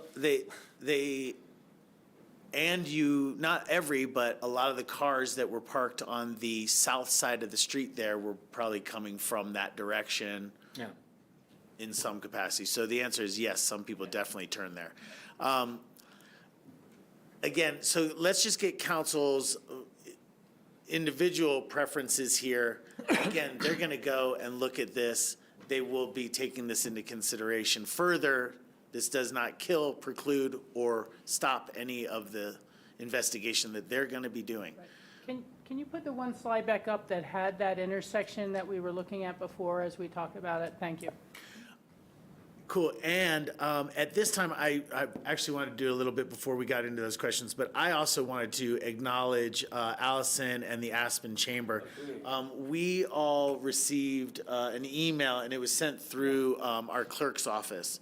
So with the ACRA comments on this, and it was formatted in a presentation. So thank you very much to Allison. Thank you to chamber members that participated in that, which is around 60 folks or something, is from what I saw. Okay, so here we are talking about this Hyman Avenue and Galena Street interface. Currently, it is our right-hand side on our screen.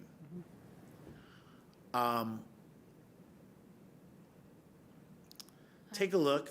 Again, we're just talking about individuals' take on this. I will start it. As I have said several times, and I've written some emails and said, I continue to think that this should be two-way because of that ability to get out of this corridor primarily.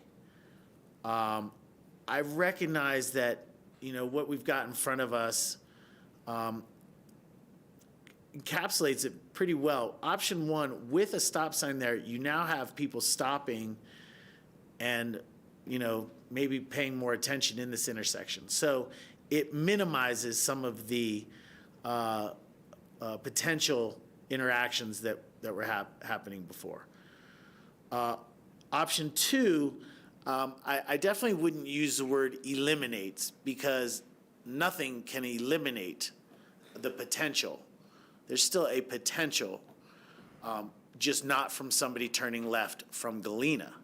But they seem to turn the wrong way on other one-ways. Just for input's sake, would share, this was one of the comments that stood out primarily in the feedback that we received from the chamber input, was a desire to see it return to two-way. And then I was able to get some input from, and I just share this because it's something that I heard, but from folks that work at the visitor center, they saw many times this past summer people going the wrong way. And it happens not just in this corridor, it happens on a lot of our one-way streets. Not often, but often enough. And the comment from the chamber was, or from the visitor center personnel was that, if this were two-way, it gives those people that are already in the wrong a way to get out of here without going more down the wrong way. So I just share that because I thought that was an interesting, just even take there. If I was going the wrong way, I would probably stop, turn around, or just use an alleyway, but that's me. Anyway, with that, let's just take temperature at the table. We've talked about this 2 or 3 times already, so I'll start down at this end. Ward, this stretch of Hyman Avenue, what is your take? Option 2. Skippy, what is your take? Open to 1, open to 2. Okay. I think I'm still option 1. Rachel? I can support either option as well, but particularly on option one, should it really start having the raised tables and, you know, this is just me, but I still haven't seen where the stop signs are far enough out with the bulb outs for people to realize there's a real stop sign there. And is the stop sign particularly visible because there's so much other activity in that area? Do we need a larger stop sign? I don't know. But if we really had the greater pedestrian awareness there, I can understand trying to open that street up again. But if it really can't be done comprehensively, I'm more in the side of public safety and human safety, which is the option two. So I just put it that way. Yeah, no, I appreciate that. And what I hear from that is if we're seeing alternatives coming back, Rachel is saying, well, if there's other improvements to be done here, the raised tables, heightened awareness through crosswalks enhancements, then she'd feel more comfort in that. Without any others, then probably not, is what I'm hearing. So as you explore that, we'd want to see that as a full package. John, do you have a opinion here on option one or two? You know, I could live with either one. What would interest me is if we did go with option one, would there be a possibility for pedestrian enhancements along Hyman? You know, I mean, along in front of the old Little Annie's side and a little wider. Definitely missed there. the outdoor dining over there. Whichever side they could come up with. I mean, the other side is the sunnier side of the street. Yeah. But, yeah, Okay. Does that give you enough to work forward on this? I know you probably wanted a yes or no on this particular question, but I don't think that you have it right now. So, yeah, I'm hearing, There's a need to say. tell me. There's interest in option one, but as part of a total package, not just saying, oh, you know, as current conditions go, let's switch it back to two-way.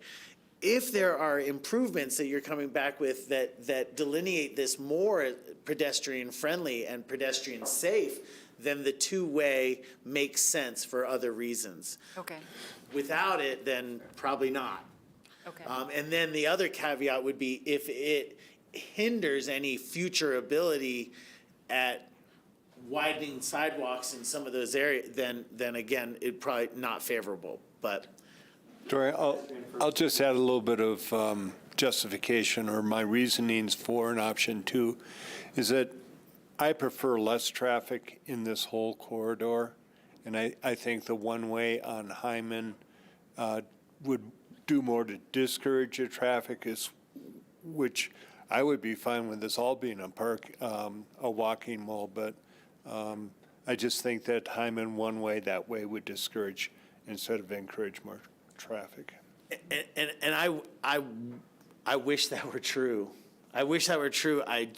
From my experience downtown over this year, and that's both my personal experience and my observations, is just that traffic gets caught in this, and they just can't go anywhere else. So, if it's almost as if you had like no outlet signs or no through traffic, you know, that kind of thing, it would have the impact that you're kind of hoping. But just as it sits, people weren't cognizant enough to be like, don't go that way at all. They get caught in it before they did. It was a cluster this summer. Okay. All right. I hope that's enough on these. It is, with the exception of expanding scope down Hyman for pedestrian improvements. You mean you want more support for that, or you want to not take that on now? We're not sure that's not in the scope of this. Right, Yeah. That's not in the scope of this. correct. That will come back when this council or another council has the further conversation that involves expanding malls, eliminating this, and extending sidewalks, et cetera. Let me offer my You know, future support. You know, to the extent that pedestrian amenity in prior conversations earlier this evening were talked about as safety and bulb outs and all these sort of things, it is possible in my mind, that further down Hyman, if it were to become a two-way again, you're going to want larger bulb outs on that far corner of Hopkins and Hunter. Next Hunter, phase stuff, or but yeah. whatever it is, yeah. So, you know, that would be the question to study in my mind about going back to a two-way of, okay, now we're going to have traffic going both ways on this road again. Does that mean the very next intersection down needs, near the bank, near Vector Bank, needs to be bulbed out as well? Because you are going to go back to saying, in a way, twice as much traffic. People can go both ways, twice as much can use that corridor. Pedestrians walking at the end of that corridor are going to need a little more help. Yeah. And I agree with that. I mean, I think that's where we're at these days is, and what this team has brought to us is we keep looking for corners to bulb out in the core. Yeah. And we find them appropriate, and they are a great safety measure and a pedestrian priority measure. So I don't see any problem with No, that. I'm just That's trying to next say phase- that. Next phase stuff. When John said, well, if we're doing that, let's see more pedestrian amenity on there, it didn't necessarily mean open space or something. Right. It meant what else can, or wider sidewalks, you know, which is further down the road. But it meant, you know, addressing the whole corridor, not just that corner. Yep. Okay. Thank you for the direction. I think we're clear on the next steps. I just want to ask one clarity question. What I hear council saying with option 1 or 2 is you want more study of pedestrian enhancement of Hyman. Currently, the Hyman is signed and painted one way. My understanding from this is it's going to stay that way until we come back with options. Yeah. I agree. Yes, there is not consensus on council to make a change at this time. Thank you. Thanks, that's a good question. Yeah, we had an option 2, an option 1, and some more information, so yes. 1.5. However, before you guys pack up completely, there are a few other items that I think this is an appropriate time to just bring up. One of them is the motorcycle, scooter, and bike designated parking. I've been having different conversations. You guys repainted a couple of motorcycle parking spots in this corridor.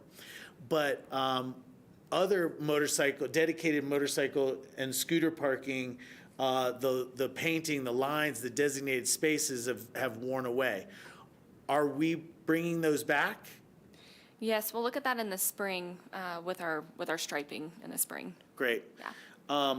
Associated with that is bike corrals. We had a very successful bike parking corral right there at Paradise Bakery Corner. Right. Like the group parking. Yeah. area. Yeah.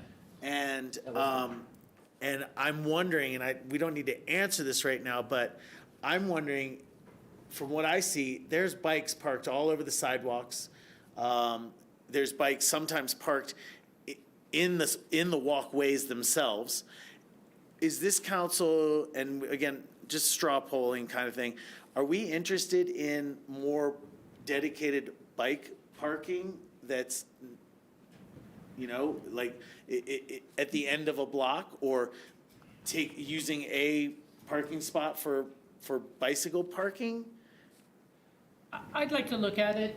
I think it's well worth looking at. You know, when we first were hearing some of the feedback and talking about the Living Lab, I had said, well, one of the things that really is pointed out is sometimes more pedestrian bike conflict than just car pedestrian conflict, which we've been more concerned with perhaps in the past. And I don't think it's at a place where you start saying, well, you know, bikes can't go in the mall, or they can't go in the core, or you have a corral for them that way. But to be able to have some designated parking spots for bikes would make sense to me. And part of it, to my mind, is the potential on the redesign of the malls. You know, it's not necessary that it has to take a parking space or be curbside or something if people know where they can go and safely leave their bike locked somewhere while they walk around. So starting to identify those potential locations, I think makes a lot of sense, even if it's nothing we are implementing right away or immediately or anything like that. I mean, literally, I recall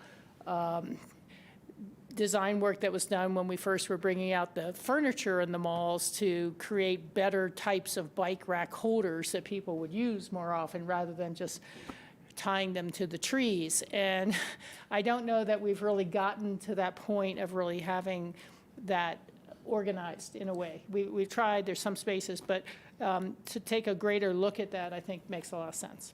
Thanks. I am interested in looking at it. It's multimodal, it's non-car, so that's great. I think there's a broader conversation that needs to be happening later about how much we really do want people riding downtown and how because of those things. And I say that as someone who's ridden my bike a lot more in the core this year. But as we look at it, I would also encourage us to think about, it doesn't have to be parking, it doesn't have to be street. If we define success as frequency of use, I think privately owned bike rack in front of Here House local Mezzaluna is packed all the time. And that doesn't take up parking as well. And not to interrupt you, but that's exactly one of the examples that I'm using. That bike rack is on the sidewalk Yeah. and in large part blocking a lot of the sidewalk. That's public space, not private space. Yeah. My preference there, to be quite honest, would be to take Parking the, space? yeah, to put that at the end of that block and open up that, but anyway. Yeah, It's That's just just an it's example just the of- point that it gets used a lot. It and does. and Yeah. So, you know. Well, if I can, real quick, taking a look at that in future design as buildings are being rebuilt, demolished and rebuilt in our town, you know, people can avoid their parking allocation by providing pedestrian amenity, and better bike storage spots for more than that same business might be a good pedestrian amenity to give credit to in future development plans, redevelopment.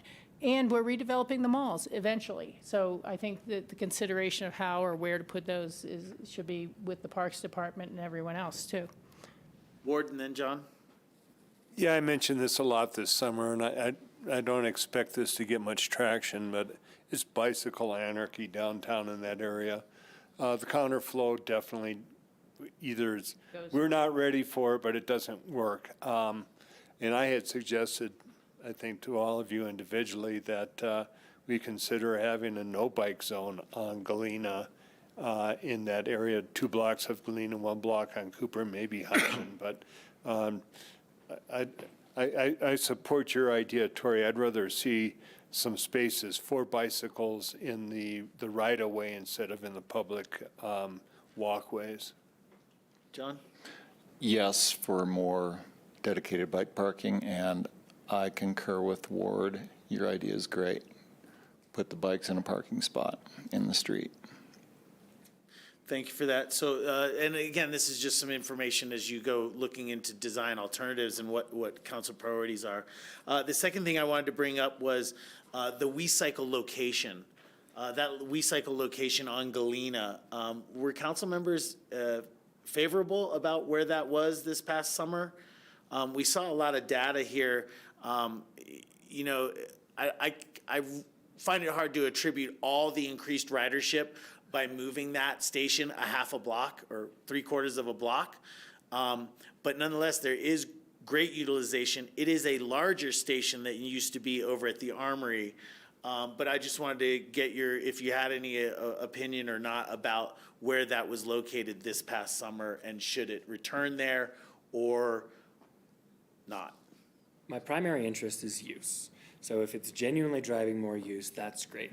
WeCycle keeps really good data. So we can look at the comparative increase year over year, that station versus static geographic stations, and say, is the increase more than the others, or is it the same or lower?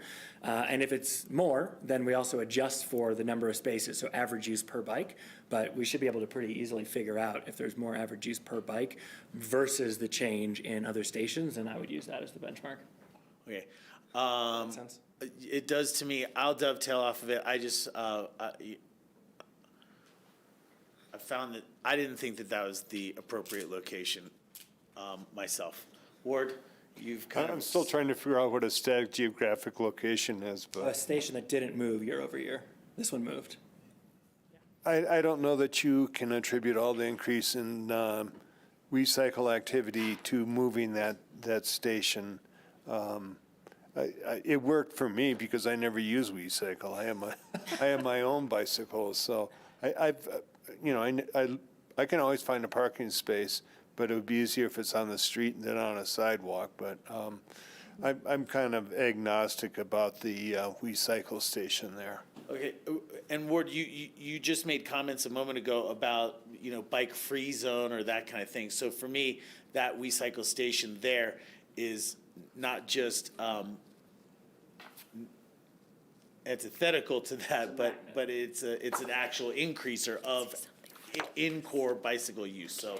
Yeah, I just, all summer long, I just saw that the bicycle, people going the wrong way in the counterflow, the right way in the other. It was just anarchy downtown, and I've shared this with you guys before. I go down just about every Saturday for the Saturday market, and, the people are in the counterflow, pedestrians are in the counterflow, so just seeing the counterflow go away is going to be an improvement. Yes. John, just talking about the recycle station location. Exactly. I spent a lot of time riding through there this summer and noticing the ins and outs. That recycle station, I do think it's an improvement in its location from where it was before. I don't think that's the perfect location for it, though. I think the sight lines were prohibitive, and I think there were several negative interactions there, including one with the sheriff, I think, was right there. No, that was the pedestrian lane, but Rachel, it was a different incident. Rachel, did you have any comments about? I'm not sorry, John, I'm not sure if John's been. Yeah, I was just thinking maybe there's a different configuration, or maybe it should be on Hyman. I don't know. Right. Yeah, I guess utilization is really important as a factor in this, but I think the visibility made a difference for me, and that it's closer to the malls, it becomes more visible to more of our guests who are like, oh, what's that? Oh, can I use that? Whereas up more on Hopkins and by the old Armory, it's, other than the farmer's market day, is a little bit of a dead zone in my mind. You have to tell people how to get to the thrift shop, because it's not a commercial, a lot of activities the way the malls are. And I see just far more people in the malls. So I think you get more visibility and more interest in use and leaving your car behind when it's in that current location. That's just my perception. But I would go along with is it not yet the perfect location and it needs to be looked at a little more? Yeah, I can see that. But I think that what you really want to do is keep it where the people are the most, and not, oh, you have to walk a couple more blocks away from the mall to find the recycle station. That's where my thinking is on it. Thank you. Thanks. And then I had a question for you about handicap parking. In the city, somebody gets a handicap permit. Is that also by license plate these days? That's a hang tag through the county, I believe. Mm-hmm. Yes, It's a hanging tag through the county. correct. If somebody, and can somebody drive here with a handicap parking permit from another, and we honor it, right? Yes. Do those allow you to park in any parking spot? Any legal spot. Okay, so the idea of having dedicated handicap in certain locations is just to make sure that there is a spot available there for them? That, and it would be near crosswalks. It would have an access aisle for van loading spaces. There are a few other considerations you'd have with an ADA specific spot, but Okay, so it's a blend of two. If you have a permit, you could park in any spot and it's valid. And the city still has the policy of having some dedicated only spots because of access and accessibility issues? Okay, great. correct. Yeah, I was just going to say, my husband applied for one of those permits because he had just had his knee done. And it is through the state of Colorado first, and then it comes back to your local county, and then the county will issue the permit. And the thing that you covered it very well, so I don't have to, but, a lot of handicap vehicles will have the wheelchair lift out the side. And if you park in a standard parking space, you can't open that door and get that elevator out and get your wheelchair out and move. And so you have to have greater clearance for those vehicles and specific spots where that clearance is there. So, you're right, a city market that designates a parking space doesn't, well, you'll still see that there's a painted yellow stripes to try to create enough clearance for people using that handicap van. And so I think, I think that especially with our own aging population and aging population nationwide, they're going to be in greater demand, not less. Thanks. And thank you for clarifying that policy. I just, through the last year, we heard from people that were like, oh, you got to maintain this access. And I was like, I'm pretty sure you can park anywhere. It's not, it's not just the delineated parking spots. I thank you for that. The only last thing I just wanted to check in with council again is we've talked briefly at this table about potentially lowering speed limit to 15 miles an hour. Are council members wanting to have that conversation? Only if we can enforce it. I don't think so. I think most of the traffic is going less than 20 miles per hour anyway. I would agree and support posting a lower speed limit within the core. I would too. Okay, then we'll bring something back for discussion. That's all I have. Can I add one more thing? Yep. Columbo. Not for direction here or whatever, but one thing that stood out that you said and in the data was that when there was a dedicated bike lane, the biker behavior was more, call it deferential to other users. As a part-time bike anarchist, that made intuitive sense to me because, when you are in there with bigger, scarier things, the psychology is I need to hold my space. But when you are the big thing, then it becomes, oh, I don't want to hurt the smaller thing, the human. So I just thought that was a really interesting insight that I hadn't considered, and I would just ask us to kind of keep that top of mind as we think about transit in general going forward.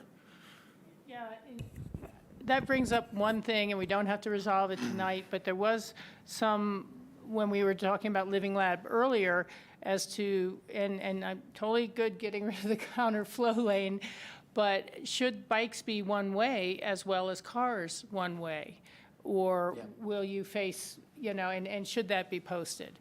I think we need to really talk about that, but if the reason for creating the counterflow lane was so that they could go the other way opposite of the cars going one way. And if we're no longer having that counterflow lane, where does a bike go? Does it just get to go against a one-way? No, because when bikes use the roadway, they're supposed to follow the same rules that cars follow. And so that means that if it's a one-way for cars, it's a one-way for bikes as well. Yeah. I mean, that's just state law. And when you talk about the bicycle anarchy, that's the first I'm on the street, then I'm on the sidewalk, then I'm running the stop sign because I'm back on the street, and then I get back on the sidewalk.